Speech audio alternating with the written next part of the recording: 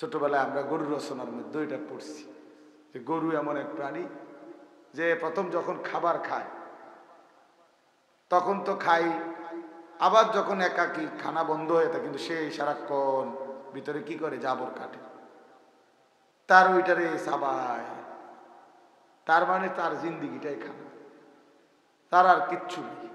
তার তো কোনো সমস্যা নেই, জানোয়ারের তো কোনো সমস্যা নাই, কারণ তার তো কোনো বিচার আচার নেই, তার জন্য তো কোনো হালাল হারাম নাই। তোমরা ইনসাফের সাথে ভাইব, এটা যার জীবনে কোনো হালাল হারাম নাই, তুমি কোনোটা হালাল এবং কোনোটা হারামকে আলাদা কিছু মনে করো না। তুমি মাকেও দেখো, পরের মেয়েকেও বোনকেও দেখো, নিজের আপন বোনকেও দেখো, পরের বোনকেও দেখো। তার মানে তোমার কাছে কোনটা হালাল কোনটা হারাম আলাদা কোনো পার্থক্য নেই, পার্থক্য নেই। মদও খায়, পানিও খায়, নেশাও করে, জুয়াও খেলে, তার মানে তার কাছে কোনো হালাল হারাম বলতে কিছু নেই। তো এটা তো একেবারে স্পষ্ট যে কুকুর বিড়াল জন্তু জানোয়ারের স্বভাব, এটা জানোয়ারের মধ্যে না কোনো হালাল হারাম নেই। কোনো প্রাণী, কুকুর বিড়াল গরু ছাগল বাঘ ভাল্লুক, তার জন্য এমন কোনো বিধান নাই যে তুমি এতটুকু খাইতে পারবা এতটুকু খাইতে পারতা না, এদিকেরটা খাইতে পারবা ওদিকেরটা পারবা না, এমন কোনো বিধি বিধান নাই। তাহলে দিন নাই, শরীয়ত নাই, নিয়ম নাই, কানুন নাই, বিধান নাই। এ তো জানোয়ারের জন্য, মানুষের জন্য তো বিধান আছে। আল্লাহ তাআলা মানুষকে তো বানাইছেন আলাদা। ওয়ালাকাদ কাররামনা বনি আদম, আল্লাহ তাআলা বলেন আল্লাহ তাআলা মানুষকে সবচেয়ে সম্মানিত করেছেন, সবচেয়ে দামি বানিয়েছেন। লাকাদ খালাকনাল ইনসানা ফি আহসানি তাকওয়িম, আল্লাহ বলে বান্দা আমি কসম করে বললাম আমি মানুষকেই সবচেয়ে সুন্দর আকৃতিতে সৃষ্টি করেছি। ওয়ালাকাদ খালাকনাকুম সুম্মা সাওয়ারনাকুম, আল্লাহ তাআলা বলেন আমি তোমাদেরকে সৃষ্টি করলাম এবং আমি তোমাদেরকে সাজাইলাম। সৃষ্টিও করলাম আমি, সাজাইলামও আমি। তাইলে এটা ইনসাফের সাথে ভেবে দেখেন। বাবারাও ভাবেন, আপনারা আপনাদের ছেলেদেরকে, মাওলানা সাহেব আমার আগে অনেক সুন্দর বয়ান করছেন, অনেক সুন্দর সুন্দর সুন্দর দামি দামি কথা বলছেন। আমি তো অনেক আগে আসছি, আমি এনে ঘুমাইছি কিছুক্ষণ, এই আধা ঘন্টা 40 মিনিট। এই জন্য বললাম যে এটা জরুরি বিষয়। সন্তানকে কি শিখাচ্ছেন?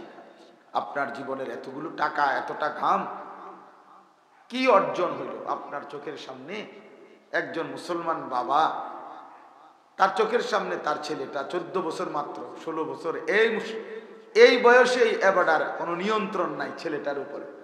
ওনার চোখের সামনে ছেলে এক ওয়াক্ত নামাজ পড়ে না, সারাদিন মোবাইল টিপে, নারী দেখে, সমবয়সী বন্ধুদের সাথে আড্ডা দেয়, বাপের ধার ধারে না, মার ধার ধারে না। এই বাপ মাও ব্যর্থ, এই জিফুতো ব্যর্থ, দোনোটাই ফালতু। বাপও ফালতু, ফুতো ফালতু, দোনোটাই আকামলা, দোনোটাই আকামলা, কোনো কামে লাগলো না আর কি। এই উপার্জন কোনো কাজে লাগলো না আর কি। এই বাপ মারও কোনো সার্থকতা নাই, সন্তানেরও কোনো সার্থকতা। এত ব্যর্থ জিন্দেগি, পরাজিত জীবন এটা, যে আমি আমার 14 বছরের ছেলের কাছে হেরে গেলাম, আমি আমার 15 বছরের মেয়ের কাছে হেরে গেলাম। মাত্র 15 বছর বয়সের একটা ছেলে আমার ন্যূনতম কোনো নিয়ন্ত্রণের মধ্যে নাই, মেয়েটা আমার নিয়ন্ত্রণের মধ্যে। এর চাইতে বড় ব্যর্থতা, আফসোস আর কি হতে পারে?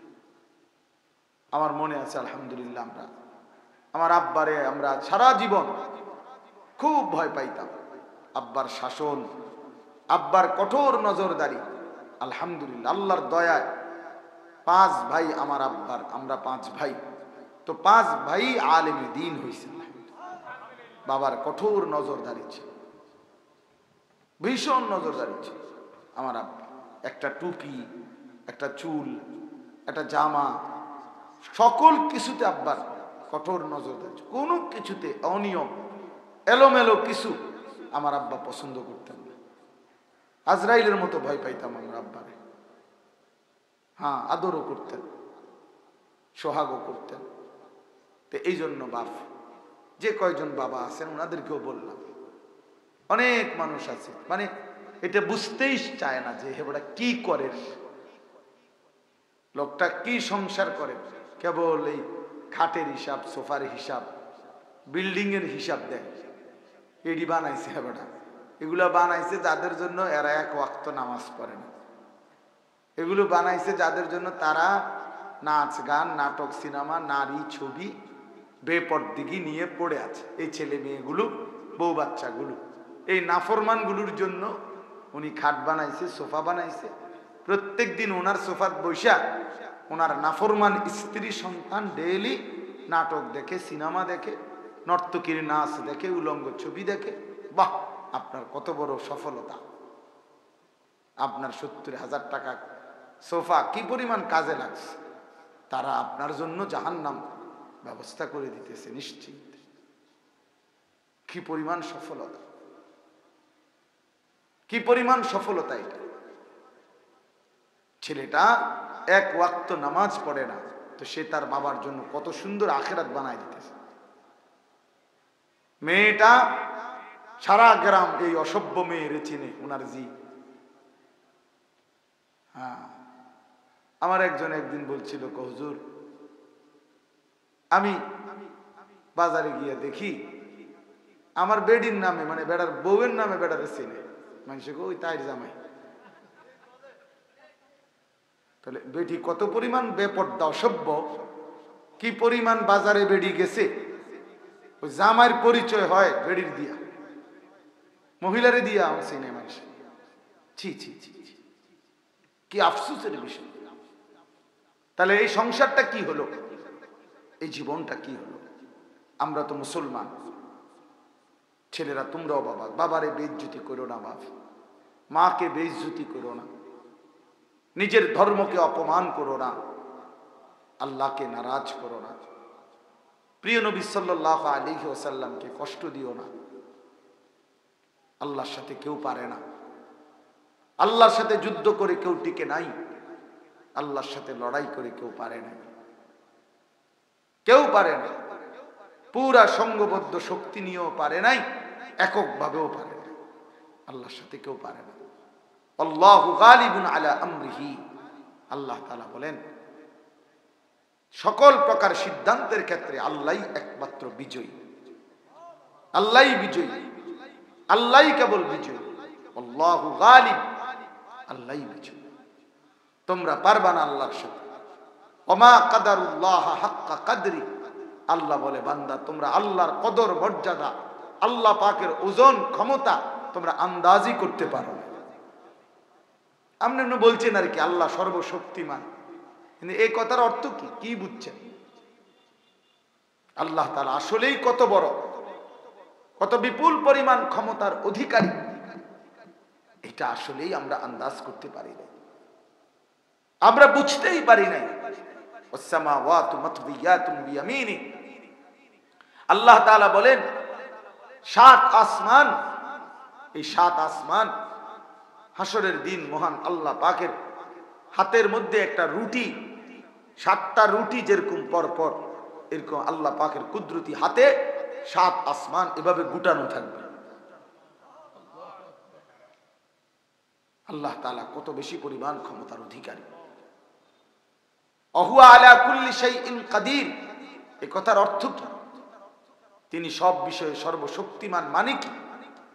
মহান আল্লাহ পাক রব্বুল আলামিন 7 আসমানের সর্বোচ্চ ঊর্ধ্বে এবং 7 তবক জমিনের নিচে পুরা কায়নাত একই মুহূর্তে পরিচালনা করে, একই মুহূর্তে।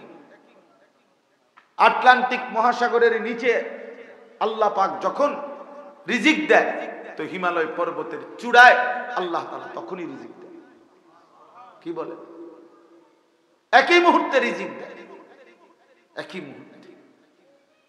এই জন্য বাপ, এটা জরুরি বিষয় শেখা, এটা বুঝার বিষয় যে আল্লাহ পাক রব্বুল আলামিন কতটা বড় ক্ষমতাবান, কত বিপুল পরিমাণ ক্ষমতাবান। আল্লাহ তাআলা আমাদের প্রত্যেককে বুঝার তৌফিক দান করেন। এই জন্য প্রিয় ভাই, প্রিয় নওজোয়ান, প্রিয় কিশোর, সবাই একসাথে পারতা না, সবাই এক লগে, সবাই সবাই মিল্লা ঘোষণা দিয়া, স্লোগান দিয়া, সবাই একসাথে চললা বুঝা পারতা না, তুমি আলাদা বুঝতে হবে। সবাই একসাথে বদলায় না, সবার পরিবর্তন একই দিনে হয় না। এই জন্য আখিরাতের ক্ষেত্রে, পরকালের ক্ষেত্রে নিজেকেই সিদ্ধান্ত নিয়ে আগায় যাইতে হবে। কোরআন শরীফে আছে, ফাআম্মা মান উতিয়া কিতাবাহু বিয়ামিনিহি, আল্লাহ বলেন হাসরের দিন কোটি কোটি মানুষের সামনে যাকে তার আমলনামা ডান হাতে দেয়া হবে, তো সে